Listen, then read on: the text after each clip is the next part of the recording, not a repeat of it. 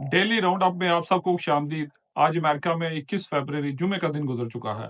सबसे पहले आपको डोनाल्ड ट्रंप की एक खबर देते हैं कि डोनाल्ड ट्रंप के साथ पहली दफा एक ऐसा वाकया हुआ है कि जिस किसी शख्स ने डोनाल्ड ट्रंप को उसके मुंह पे उसकी बातें मानने से इनकार कर दिया हो। ये हुआ ऐसे है कि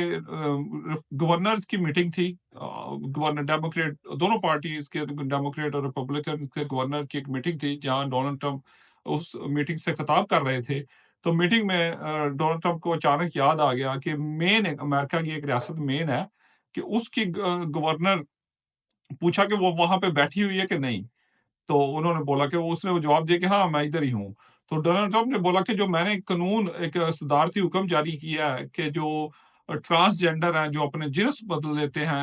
मर्द या औरत, वो दूसरे अगर मर्द है तो वो मर्द के खेलों में खेलेंगे, अगर औरतें हैं, अगर पैदाइशी तौर पे औरत है तो औरतों की खेलों में सिर्फ वही खेल सकेगी जो पैदाइशी तौर पे औरत है। तो डोनाल्ड ट्रंप ने क्या बोला कि ये मेरा सदारती हुक्म है, ये तुम मान मान रही हो कि नहीं, इसके साथ तुम इस पे अमल कर रही हो कि नहीं। तो उसने बोला कि मैं रियासत के कानून और जो वफाक के कानून है उस पे अमल कर रही हूँ। तो डोनाल्ड ट्रंप ने बोला, अच्छा अगर तुम अमल कर रही हो, अगर नहीं अमल करोगी तो हम तुम्हारी रियासत की फंडिंग रोक देंगे। ये ऐसे ही समझ लें कि मरियम नवाज इस वक्त के आर्मी चीफ के सामने अगर ऐसे कोई बोल दे। डोनाल्ड ट्रंप एक बहुत ही ताकतवर इंसान है, और अभी अमेरिका में दुनिया भर में हर एक लीडर को पता है कि उसके सामने इनकार करना, उसकी बात से इनकार करना या उसकी बात को क्रिटिसाइज करना आसान नहीं है, क्योंकि उसका वो फौरी जवाब देगा। तो उसने बोला कि मैं वफाक और रियासत के कानून पे अमल कर रही हूँ। तो डोनाल्ड ट्रंप ने बोला, अगर तुम अमल नहीं करोगे तो हम तुम्हारी रियासत की फंडिंग रोक देंगे। तो उसने बोला, अगर फंडिंग रोक देंगे तो कोर्ट में चली जाऊंगी, आपके खिलाफ अदालत में चली जाऊंगी। डोनाल्ड ट्रंप ने जवाब दिया कि हाँ, तुम अदालत में चली जाओ, वो मेरे लिए आसान है वहां से अदालत में तुम्हें डील करना। और दूसरा, साथ ये भी धमकी दे दी कि तुम दोबारा इलेक्टेड होके ऑफिस में नहीं आओगी, दोबारा तुम गवर्नर नहीं बन सकोगी। ये तुम्हारी आखिरी है, इसके बाद घर जाके इसको एंजॉय करना, ये आखिरी गवर्नरशिप है। तो ये ऐसा एक वाकया हुआ है कि जो पहले कभी नहीं हुआ। डोनाल्ड ट्रंप की पिछली टर्म में भी बहुत नाकतीन बहुत ज्यादा है, लेकिन किसी ने डोनाल्ड ट्रंप के मुंह पे कभी इस तरह तनकीद नहीं की, लेकिन ये आज ये भी हो गया है। इसके बाद दूसरी खबर ट्रंप से रिलेटेड है। ट्रंप यूक्रेनियन प्रेसिडेंट ज़ेलेंस्की, उसके खिलाफ जो अल्फाज की जंग और इल्जामात की जंग डोनाल्ड ट्रंप ने शुरू की हुई है, बल्कि डोनाल्ड ट्रंप की पूरी इंतजामिया ने शुरू की है, उसको मजीद जो है वो आग की तरह फैल रही है। दोनों तरफ से हमले हो रहे हैं। अभी डोनाल्ड ट्रंप ने ज़ेलेंस्की पे इल्ज़ाम लगा दिया कि तुमने इलेक्शन नहीं अपने मुल्क में कराया, तुम आज इलेक्शन कराओ तो तुम्हारी मकबूलियत वहाँ पे है ही नहीं, लोग चाहते ही नहीं कि तुम यूक्रेन के सदर रहो। तो उसके जवाब में यूक्रेनियन एक इंस्टीट्यूट है, उनके दारुल हुकूमत में, उन्होंने एक सर्वे जारी किया कि 1000 लोगों से उन्होंने पूछा कि अगर आप प्रेसिडेंट ज़ेलेंस्की को पसंद करते हैं या नहीं, तो उसमें 57% लोगों ने इस बात का इज़हार किया कि हमें वो पसंद है। ये सर्वे सिर्फ डोनाल्ड ट्रंप की इस बात की बेस पे शुरू किया गया, और इस समझ लें कि मीडिया को दिखाने के लिए कि उसकी मकबूलियत है। हालाँकि ज़ेलेंस्की की मकबूलियत यूक्रेन में बहुत कम है, जंग की वजह से, और जिस तरह उसने जंग को हैंडल किया और जितने ज़्यादा लोग वहाँ पे मरवाए, और अभी वहाँ पे यूक्रेन में अगर आप 17, 16 या 17 साल से ज़्यादा हैं और तकरीबन 65 साल से कम है, तो आप मुल्क नहीं छोड़ सकते। आपको जंग का लाज़मी हिस्सा बनना है। तो इस तरह की जो कवानीन है, उसकी वजह से उसको बहुत तनकीद का सामना था। इसके अलावा डोनाल्ड ट्रंप ने ये भी बोला कि ज़ेलेंस्की एक कॉमेडियन था, एक समझ लें कि लोगों को हँसाने वाला था, ड्रामों में काम करता था, एक टीवी शोज़ में। तो उसने कहा, तुम एक कॉमेडियन, एक मशहूर हो सकते हो, लेकिन इसके अलावा तुम कुछ नहीं हो, और जो तुमने $350 अरब की जंग शुरू की है, ये तो तुम जीत ही नहीं सकते, और ये तुम्हें पता था कि ये तुम जीत नहीं सकते और ना तुम जीत सकोगे, और ये तुम्हें जंग शुरू करनी ही नहीं चाहिए थी। और इसके अलावा डोनाल्ड ट्रंप ने बोला कि अगर अमेरिका और ट्रंप के बगैर तुम इस जंग का खात्मा भी नहीं कर सकोगे। तो इस तरह समझ लें कि तो डोनाल्ड ट्रंप ज़ेलेंस्की के खिलाफ मुसलसल जो हमले कर रहा है, वो अल्फाज के और पाबंदियां लगाने के और डिमांड्स के, ये सिलसिला चल रहा है। तो इसके अलावा डोनाल्ड ट्रंप ने यह भी बोला कि अगर तुम तेजी से जो है इस हल की तरफ जाओ, नहीं तो ये ना हो कि तुम्हारा मुल्क ही ना बचे। मीन्स के ज़ेलेंस्की को पुश किया जा रहा है, और यूक्रेनियन प्रेसिडेंट को पुश किया जा रहा है कि वो जो भी अमेरिकन डील करें पुतिन के साथ, उसमें उनको हाँ में हाँ मिलानी पड़ेगी। ایک تو جو امداد امریکہ نے دی ہے یوکرین کو، اس کے بدلے میں وہ ان کی معدنیات پہ قبضہ چاہتے ہیں، 50% حصہ معدنیات پہ چاہتے ہیں، جو کہ انہوں نے انکار کر دیا کہ ہم نہیں دیں گے۔ اس کے علاوہ جو سیکیورٹی یوکرین کو چاہیے کہ آج تو جنگ بندی ہو جائے گی تو اس کے بعد دوبارہ شروع نہ ہو جائے، یہ حملہ رشیا ہم پہ دوبارہ حملہ نہ کر دے، تو اس کی گارنٹی کے لیے امریکہ چاہ رہا ہے کہ ہمیں منرل تک رسائی دی جائے، ہمیں جو ہم نے $250 بلین تمہیں دیا ہے اس میں سے ہمیں واپس کیا ملا، ہماری جو انویسٹمنٹ تھی وہ اس کا ہمیں کیا بنے گا؟ اگر جنگ بھی ہم نے ہی ختم کروانی ہے، تم جیت بھی نہیں سکتے، تو تم ہمیں وہ اس کے بدلے میں کیا دے رہے ہو؟ تو یہ سلسلہ ابھی جاری ہے۔ اس کے علاوہ جو زیلنسکی ڈیمانڈ کر رہا تھا اور اس کی کہہ لیں کہ درخواست تھی یا وہ ویلا کر رہا تھا کہ مجھے رشیا کے ساتھ مذاکرات میں شامل کیا جائے، تو ڈونلڈ ٹرمپ نے کر دیا کہ تمہارے پاس کچھ ہے ہی نہیں مذاکرات میں آنے کے لیے، you don't have any cards, کہ تمہارے پاس کیا ہے جو تم نے آ کے مذاکرات میں کرنا ہے، ہم جو بھی مذاکرات کریں گے اس پہ تمہیں ہاں میں ہاں ملانی ہوگی، اور جو ہم ڈیمانڈ کر رہے ہیں وہ ڈیمانڈز ہماری پوری کرو، نہیں تو اس کا میں آپ کو تھوڑی بتاؤں کہ اس میں ہوگا یہ کہ یوکرین کو ہر صورت میں امریکہ کی ڈیمانڈز ماننی پڑیں گی۔ اگر وہ ڈیمانڈز نہیں مانے گا تو اس کے بعد کوئی آپشن نہیں ہے، کیونکہ یورپ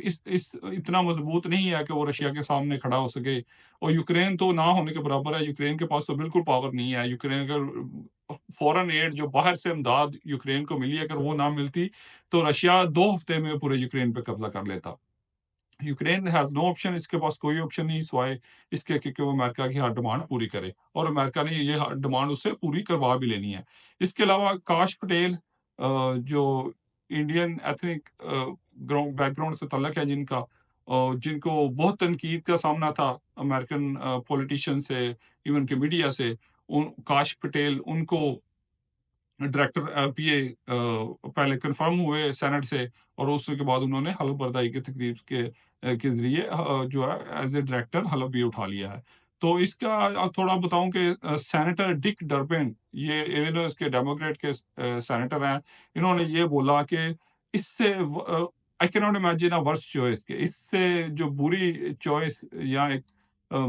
کوئی اس سے برا شخص آپ کو ملا نہیں ڈائریکٹر ایف بی اے کے لیے، یہ اس سے برا کوئی ہو نہیں سکتا، اتنی زیادہ تنقید ہو رہی تھی کھلے الفاظ میں۔ اس کے علاوہ جو ووٹ سینٹ میں ہوا اس میں سمجھے کہ بہت ہی نیرو مارجن کے ساتھ انہوں نے اپنی سیٹ کنفرم کی ہے کاش پٹیل نے۔ اس میں ان کے حق میں 51 ووٹ تھے، 51 ووٹ تھے، اور 49 ووٹ ان کے خلاف ہوئے، حالانکہ ریپبلکن سینٹ میں ان کی 53 ہیں، لیکن 51 ریپبلکن نے ووٹ دیے، 2 ریپبلکن نے بھی کاش پٹیل کو ووٹ نہیں دیے، اس کے علاوہ ڈیموکریٹ تو سارے ان کے خلاف تھے۔ جو 2 ریپبلکن جنہوں نے نہیں ووٹ دیے ان میں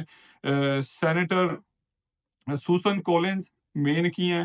اور دوسری لیزا مورکوسکی، یہ الاسکا کی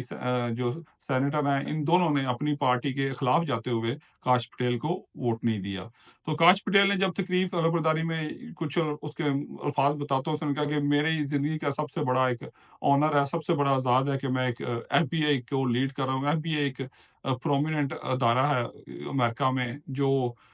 سیکیورٹی سے ریلیٹڈ بھی اور انویسٹیگیشن بھی اور بہت سارے معاملات ایک اسپائی ایجنسی کے طور بھی کام کرتی ہے یہ ادارہ۔ تو اس کے علاوہ جو کاش پٹیل کا جو پلان ہے ایف پی اے کے ڈائریکٹر بنے، انہوں نے کہا کہ ہم 1500 امپلائیز کو جو واشنگٹن سے فیلڈ آفیسز میں بھیجیں گے۔ واشنگٹن ایک سینٹر ہے، ایک جیسے کہہ لیں کہ مرکز ہے، ہیڈ آفس ہے ایم پی اے کا، تو وہ انہوں نے ان کا مقصد یہ ہے کہ واشنگٹن سے امپلائیز کی جو تعداد کم کی جائے، کیونکہ یہ فیلڈ آفس میں ان کی زیادہ ضرورت ہے۔ ایسے ہی سمجھ لیں کہ جو مرکز سے نکال کے ان کو دوسرے چھوٹے دفاتر میں بھیجا جائے گا تاکہ یہ وہاں پہ زیادہ کام کر سکے۔ اس کے علاوہ ڈونلڈ ٹرمپ نے جو پلان دیا تھا غزہ کا کہ وہاں پہ امریکہ قبضہ کر لے گا اور وہاں پہ اس کو ریزورٹ بنا لیں گے، اس کو ایک نئی بلڈنگز بنا لیں گے، اور ایک نیا علاقہ تبدیل کر دیں گے سارا، تو وہ ڈونلڈ ٹرمپ اپنے اس دعوے سے واپس جا رہے ہیں، کیونکہ اس کے پیچھے کوئی بنیاد تو تھی نہیں، اور دنیا بھر نے اس کو کریٹیسائز کیا کہ آپ یہ کیسے کر سکتے ہیں۔ ایک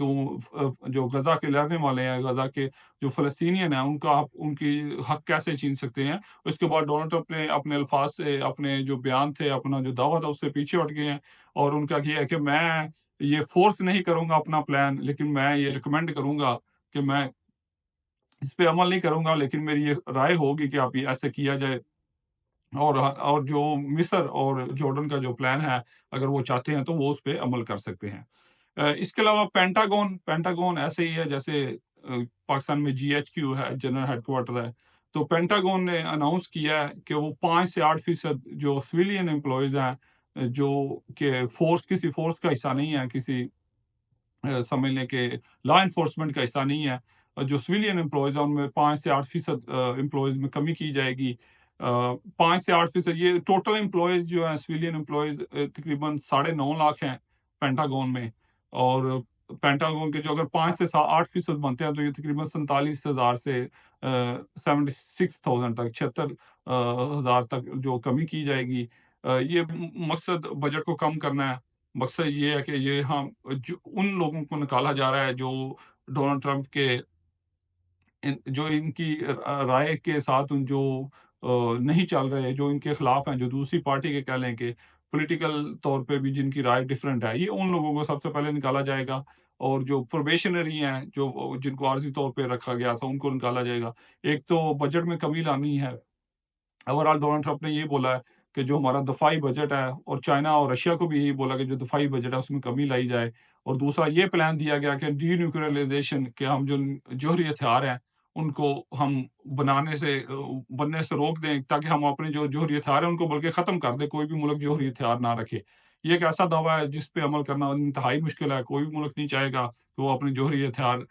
ختم کر دے، کیونکہ یہ ہر ملک کی ایک سیکیورٹی ہے، 7 جو ملک ہیں جن کے پاس ہیں۔ تو یہ ایک ایسا پلان ہے جس کو عمل کرنا بہت مشکل ہے۔ پینٹاگون کا بھی یہی پلان ہے کہ جو دفاعی بجٹ کے ساتھ جو امپلائیز ہیں ان میں بھی کمی لائی جائے، تاکہ جو بجٹ ہے اس میں کمی کی جائے۔ آج کے لیے اتنا ہی، باقی کل آپ کے ساتھ پھر حاضر ہوں گے۔ Thank you.